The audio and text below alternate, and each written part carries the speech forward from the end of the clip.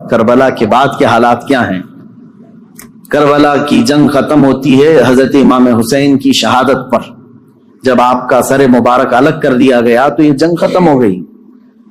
جشن منایا یزیدیوں نے. تقریباً 22,000 کا جو لشکر تھا اس میں کئی مرے بھی تھے، لیکن جلد بازی میں سارے جتنے بھی شہداء تھے سب کو ادھر ادھر بکھیر دیا گیا، لیکن چند سروں کو انہوں نے جمع کیا.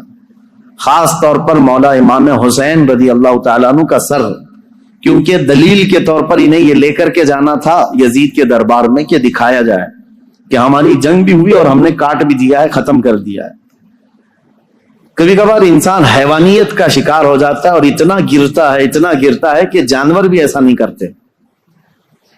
اسی لیے امام غزالی کی وہ بات یاد رکھو کہ انسان کی 3 قسمیں ہیں. کبھی افضل ہو جائے تو فرشتوں سے بھی افضل بنتا ہے، اور کبھی نیچے گر جائے تو یہ جانوروں سے زیادہ ذلیل ہو جاتا ہے.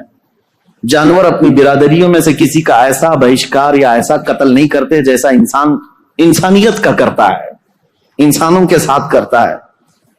تو بہرحال جس نبی کا کلمہ پڑھتے تھی یہ جماعت، اس نبی کے اس نواسے کو جس کو رسول اللہ بے حد محبت کرتے تھے اور جس کے متعلق یہ فرمایا تھا کہ یہ جنتی جوانوں کا سردار ہے، اس کو کاٹ کر کے لے جا رہے ہیں، سر بھی لے کر کے جا رہے ہیں ساتھ میں. اور جب کربلا سے نکل کر کے یہ سب سے پہلے آئے تھے کوفہ کی سرزمین، یہی تو امام حسین کو بلایا گیا تھا کہ آپ آ جائیے، یہاں سے آپ کو امیر المومنین منتخب کیا جائے گا. اسی کوفہ میں امام حسین کا سر لایا گیا تھا. کوفہ والوں پر اہل بیت اطہار کی طرف سے ایک غضب بھی ہے. اور آج دنیا میں دھوکے کے نام سے اگر کوئی چیز جانی جاتی ہے تو کوفہ. کسی کو اگر کہہ دیا جائے کہ کوفی ہے تو ایک محاورہ ہے، مثل بن گئی ہے کہ دھوکہ دینے والے کو کہتے ہیں، کیونکہ وہ دھوکے میں مشہور ہو گئے ہیں، بہت مشہور ہو گئے. تو کوفہ میں جب سر لایا گیا تو لوگوں کا ایک تانتا بن گیا دیکھنے کے لیے، اور عبید اللہ بن زیاد جو وہاں کا گورنر تھا اس کے پاس سر رکھا گیا تو اس نے اس کی بے حرمتی بھی کی. کہا حسین اگر تم یہاں نہ آتے تو تمہارے ساتھ یہ نہ ہوتا. اس وقت مسجد میں ایک بوڑھے صحابی بیٹھے ہوئے تھے. عبید اللہ بن زیاد امام حسین کو کیا کہہ رہا تھا کہ ختم ہو گیا جھوٹا شخص بھی اور جھوٹے کا بیٹا بھی، نعوذ باللہ. یہ سیدنا مولا علی کو بھی گالی تھی اور امام حسین کو بھی گالی تھی. صحابی رسول کو برداشت نہ ہوا، 80 سال کی عمر کے تھے، مسجد میں کھڑے ہو گئے. کہا وہ ابن مرجانہ، اس کی ماں کا نام مرجانہ تھا. اس کے باپ سے لوگ جب کسی کو عربی میں گالی دی جاتی تھی تو ماں کا نام لے کر کے کہتے کہ باپ کا پتہ ہی نہیں.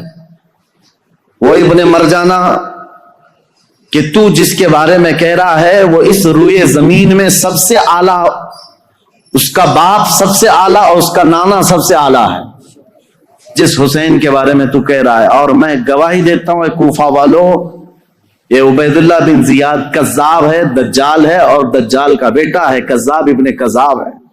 انہوں نے اپنا حق ادا کیا. بھری محفل میں بھی حق بات کھڑے ہو کر کہہ دینا. عبید اللہ بن زیاد نے اس بوڑھے صحابی کو اسی مجلس میں قتل کروا دیا. 80 سال کی عمر کے تھے. دیکھیں ہر زمانے میں حق بات کو ایکسپٹ کرنے والے اور بڑھ چڑھ کر اعلان کرنے والے موجود رہیں گے. بزدل چاہے جتنے بھی بن جائیں لیکن کوئی نہ کوئی مجلس میں رہے گا، کیونکہ اللہ کا دین ہے اور صبح قیامت تک اللہ حق بولنے والوں کو زندہ رکھے گا. پھر اس کے بعد یہ سر امام حسین کا دمشق لایا گیا جو ملک شام کی راجدھانی ہے. دمشق میں یزید کا تخت خلافت تھا. وہاں پہلے ہی سے لوگوں میں اعلان ہو گیا تھا کہ کربلا میں جو جنگ ہوئی اس میں لٹا ہوا قافلہ آ رہا ہے.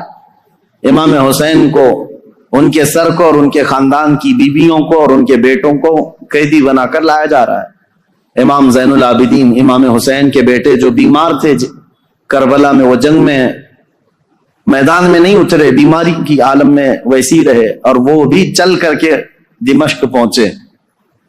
وہاں پر بتایا گیا ہے دمشق شہر میں تاشے بج رہے تھے، ڈھول بج رہے تھے، باجے بج رہے تھے. امام حسین کا سر آ رہا ہے تو ایک جلوس کی شکل تھی. لوگ اپنی اپنی برآمدوں میں آ کر چھتوں پر کھڑے ہو کر دیکھ رہے تھے کہ یہ جلوس آ رہا ہے. اس عجیب حال ہے کہ شاعر نے بہت اچھے انداز میں کہا ہے کہ عجیب امت ہے، قتل کیا شبیر کا وہ بھی نعرے تکبیر کے ساتھ. یعنی ایک طرف اللہ اکبر کہنے والے ہی ہیں اور اسی رب ذوالجلال کے سب سے پیارے محبوب صلی اللہ علیہ وسلم کے نواسے کا قتل کر رہی ہے امت، اور پھر اس کے بعد اس کو گھما بھی رہی ہے. جب لایا گیا دمشق تو یہ حالات تھے کہ باجے بج رہے ہیں، ڈھول بج رہے ہیں، تاشے بج رہے ہیں، اور یزید کے دربار میں یہ لٹا ہوا قافلہ جب پہنچا تو یزید نے مگرمچھ کے آنسو بہائے اور کہا حسین اگر تم بغاوت نہ کرتے تو یہ حالات نہ ہوتے، اور اگر میرے سامنے آ جاتے تو میں قتل کا حکم نہیں دیتا. یہ سب حالات لکھے ہوئے ہیں، لیکن میرے عزیزو ایک بات ہے میں یہاں پر کلیئر کر دیتا ہوں. بعض ایسے لوگ ہیں جو تحقیقات کی بنیاد پر یہ کہتے ہیں کہ یزید تو افسوس کر رہا تھا امام حسین کے قتل پر، وہ راضی نہیں تھا.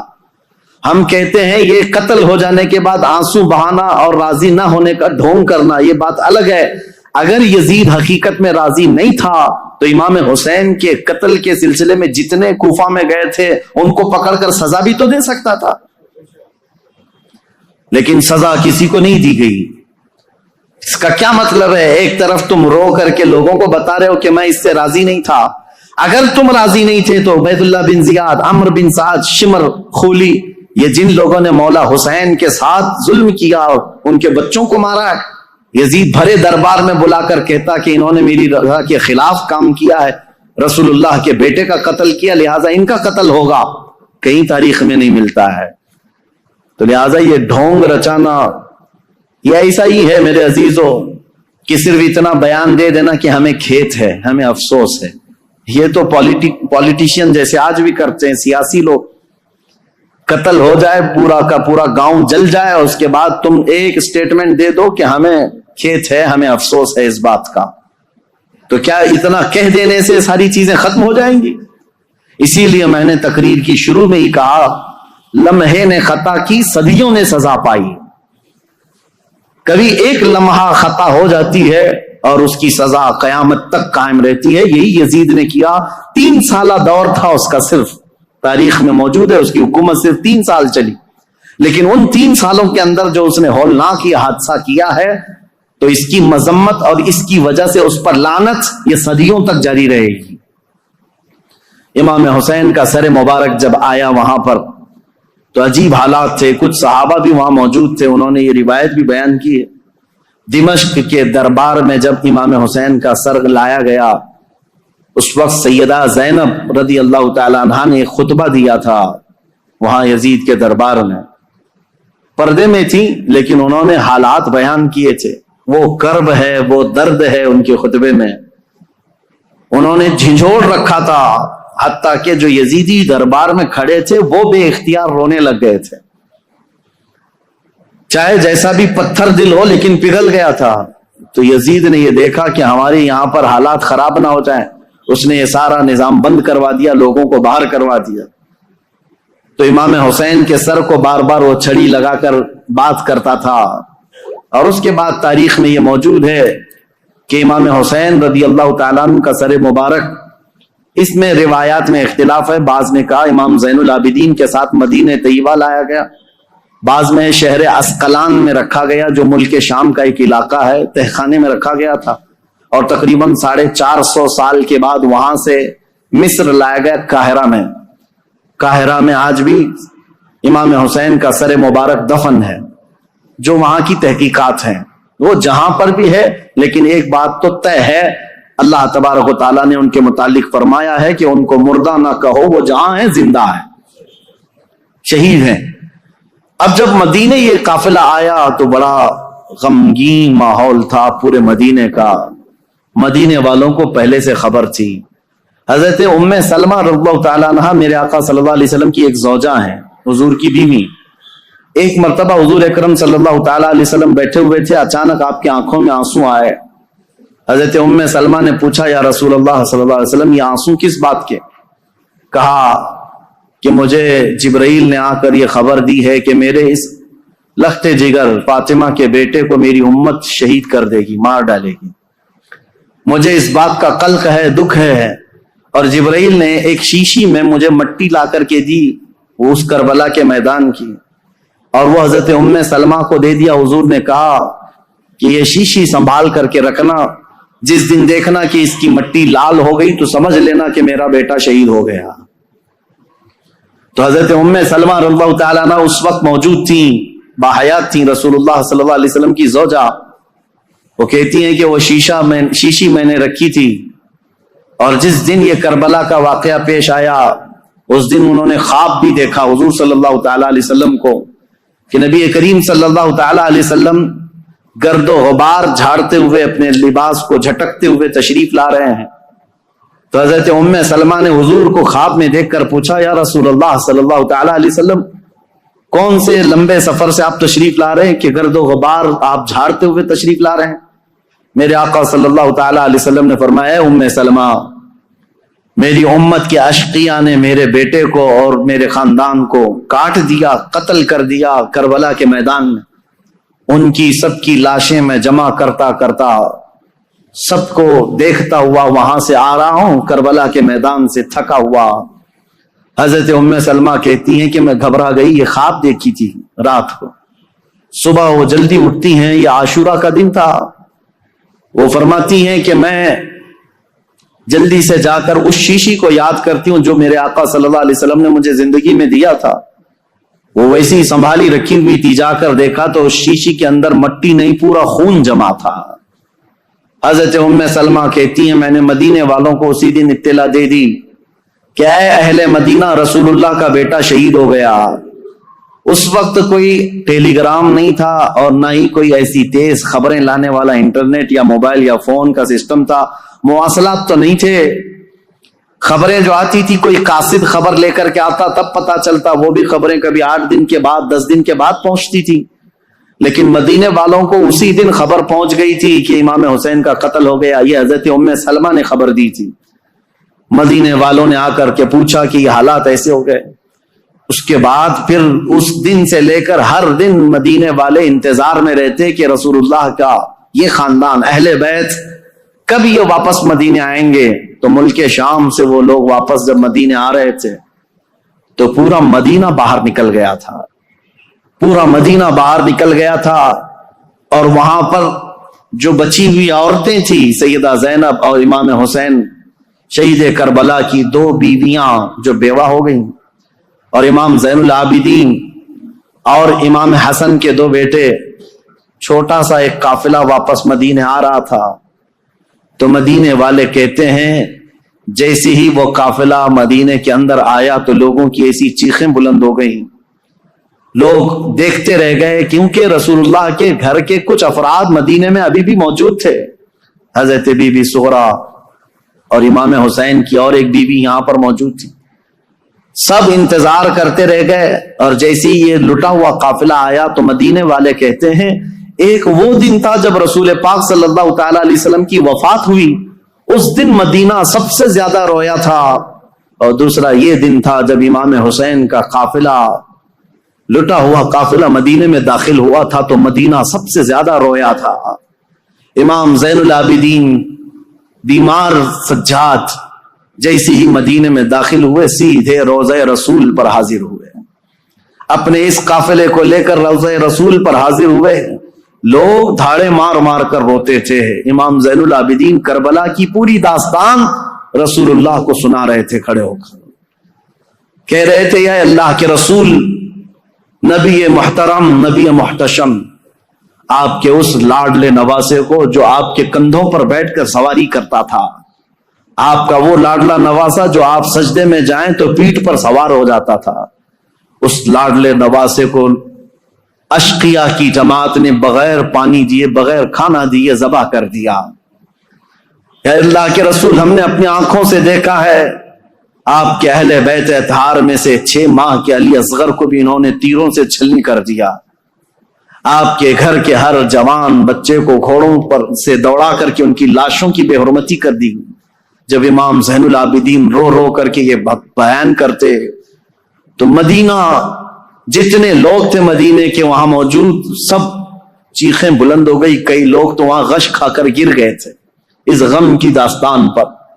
اس کے بعد امام زین العابدین جب تک زندہ رہے کبھی ان کو کسی نے ہنستے ہوئے نہیں دیکھا، کبھی مسکراتے ہوئے نہیں دیکھا۔ بعض روایتیں بتاتی ہیں کہ امام زین العابدین رضی اللہ تعالیٰ عنہ کو لوگ ہنسانے کی کوشش کرتے ہیں، کہتے کہ وہ حالات ہو گئے ختم، اب تو آپ معمول کے حالات پر آ جائیں۔ آپ یہی فرماتے کہ جس کے سامنے اس کے گھر کے سارے افراد کو 3 دن کی پیاس اور بھوک کے بعد ٹکڑے ٹکڑے کر دیے گئے ہوں، اور تم اس شخص سے ہنسنے کی امید رکھتے ہو، اس سے مسکرانے کی امید رکھتے ہو۔ امام زین العابدین کو کبھی کسی نے مسکراتے نہیں دیکھا، کبھی وہ کسی قصاب کی دکان کے پاس سے گزرتے تو روتے کھڑے ہو جاتے ہیں۔ قصاب دکانوں پر جیسی امام زین العابدین آتے گوشت پر چادر اڑا دیتے تھے، اور لوگ یہ کہتے کہ وہ کچا گوشت دیکھتے ہیں تو رو پڑتے ہیں کہ میرے گھر کے خاندان کے سارے افراد کا گوشت اسی طرح سے بکھرا ہوا تھا۔ وہ کسی ذبح کرتے ہوئے جانور کو دیکھتے تو رو پڑتے تھے، ان کی آنکھوں سے آنسو نکل آتے، اور یہی کہتے کہ لوگ تو جانوروں کو پانی پلا کر ذبح کرتے ہیں، میرے باپ کو لوگوں نے 3 دن کی پیاس کے بعد ذبح کیا تھا۔ تو ان کے غم کے برابر تو میں سمجھتا ہوں دنیا کا غم ہی نہیں ہے امام زین العابدین کا۔ لیکن میرے عزیزو، قرآن کی آیت بالکل برحق ہے۔ میرا مولا فرماتا ہے وَمَا اللَّهُ بِغَافِلٍ عَمَّا يَعْمَلُ الظَّالِمُونَ، اللہ ظالموں کے کام سے غافل نہیں ہے، بے خبر نہیں ہے۔ ہر ظالم اپنے انجام کو پہنچے گا ضرور۔ حالات کروٹ لیتے ہیں۔ یزید کا دور حکومت ختم ہو گیا، اس کے بعد یزید کا بیٹا معاویہ تخت نشین ہوا، 6 مہینے صرف خلافت چلی، اس کے بعد یہ خاندان کی وراثت ہی ختم ہو گئی۔ معاویہ کے بعد یعنی یزید کا بیٹا جو معاویہ تھا، اس کے بعد پھر اس خاندان میں خلافت ہی ختم ہو گئی۔ مروان کی حکومت چلی، مروان کے بیٹوں کی حکومت چلی، لیکن اس اثنا میں ایک شخص مختار ثقفی نام سے کوفہ کی سرزمین سے ابھرتا ہوا ایک نوجوان نکلا۔ وہ اہل بیت کا جانثار تھا، محب تھا، چاہنے والا تھا۔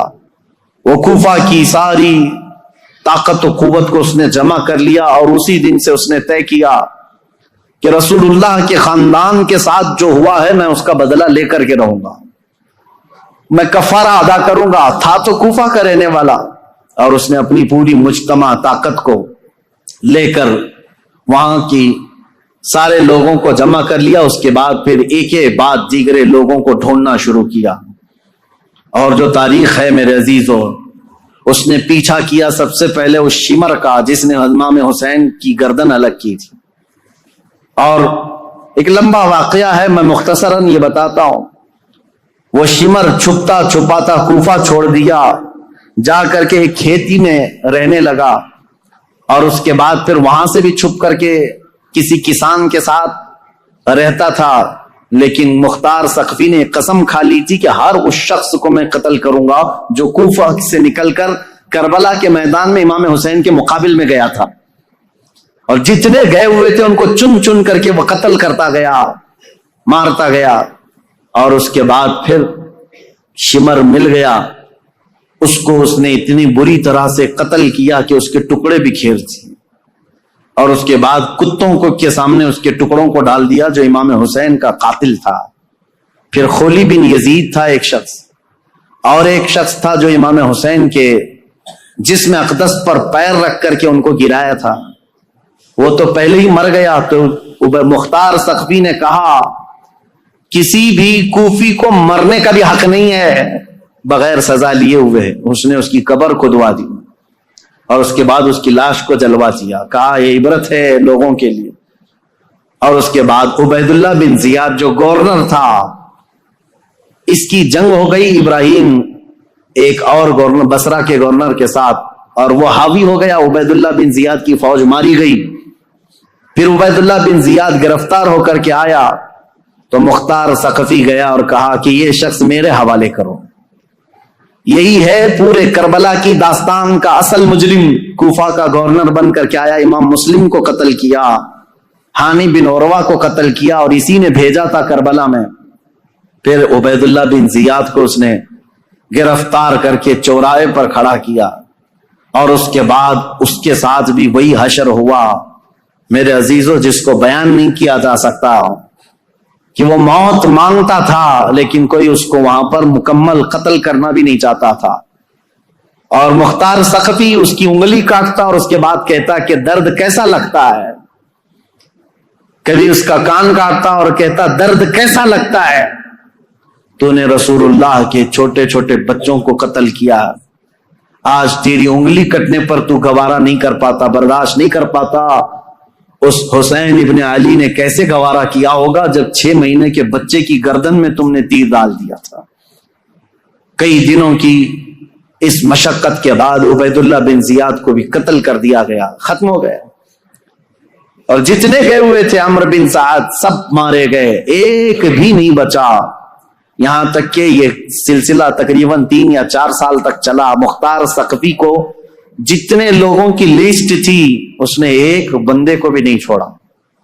اسی لیے یہ تاریخ میں بات رقم ہے کہ کربلا کے میدان میں جتنے بھی مقابل میں آئے تھے، عبید اللہ بن زیاد کی اغوائی میں آنے والی یہ پوری جماعت 22,000 کی، ان میں سے ایک شخص بھی نہیں بچا، اور تاریخ میں ساتھ یہ بھی لکھا گیا ہے ان میں سے کسی ایک کی نسل بھی نہیں چلی، کسی ایک کی نسل بھی نہیں چلی۔ اب یہاں دیکھیے تاریخ کا کیسا عجیب منظر ہے، 22,000 ختم ہو گئے 4 سال کے اندر اور نسل بھی نہیں چلی، اور امام حسین کے ٹکڑے کر دیے گئے لیکن نسل 14 صدیوں سے اب بھی چل رہی ہے، اب بھی چل رہی ہے، حسینی سادات ہر جگہ موجود ہیں میرے عزیزو۔ اسی لیے میرا رب تعالیٰ فرماتا ہے اللہ تعالیٰ ظالموں کے کام سے بے خبر نہیں ہے، اور جب اللہ انتقام لیتا ہے تو پھر تمہاری نسلیں بھی ختم ہو جاتی ہیں۔ اسی لیے ہمیشہ اس بات کا خیال رکھیں کہ ہم سے ہونے والی خطائیں، غلطیاں، اگر اس کا تعلق اللہ کی کسی محبوب بندے سے ہے تو پھر قیامت تک تم پر لعنت برسائی جائے گی۔ کبھی ہرگز ایسا کام ہونے نہ پائے کہ تم سے زیادتی ہو گئی ہو اور وہ بھی کسی اللہ والے کے ساتھ، ورنہ اللہ انتقام لے گا، اللہ انتقام لے گا۔ آپ یہ مت سمجھ کر کے چلیں کہ صرف ایک کربلا ہو گیا اور ایک یزید تھا، ایک حسین تھے اور پھر معاملات نہیں، ہر دور میں یہ معاملات ہوتے ہیں۔ آج بھی آپ کو یہی نصیحت کر رہا ہوں کہ کبھی تمہاری طرف سے کسی ایسی چیز، ایسی شخصیت کو تکلیف نہ پہنچاؤ جو اللہ والا ہے، اللہ کا محبوب بندہ ہو۔